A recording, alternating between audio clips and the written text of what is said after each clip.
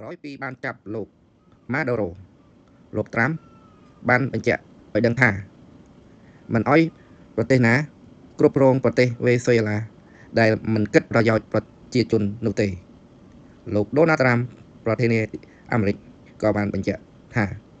សហរដ្ឋអាមេរិកនឹងគ្រប់គ្រងប្រទេសវេស៊ុយអេឡានេះរហូតដែលមានការផ្លាស់ប្ដូរដោយសុវត្ថិភាពទោះបីជាមន្ត្រីរបស់ប្រទេសនេះបានប្រឆាំងក៏ដោយលោកត្រាំថ្លែងបែបនេះក្នុងសន្និបាតព័ត៌មានកាលពីថ្ងៃទី3ខែមករាឆ្នាំ2026បន្ទាប់បានខកខ្លួនលោកម៉ាដូរ៉ូប្រធានាធិបតីវេស៊ុយអេឡានិងភរិយានៅថ្ងៃដដែលលោកត្រាំសង្កត់ធ្ងន់ថាប្រទេសគ្រប់គ្រងប្រទេសនេះរហូតដល់ពេលដែលយើងអាចផ្លាស់ប្ដូរបានដោយសុវត្ថិភាពនិងត្រឹមត្រូវនឹងយុត្តិធម៌យើងមិនអាចប្រថុយប្រឋានឲ្យនរណាម្នាក់មកគ្រប់គ្រងប្រទេសនេះដែលមិនគិតប្រយោជន៍ប្រទេសនេះ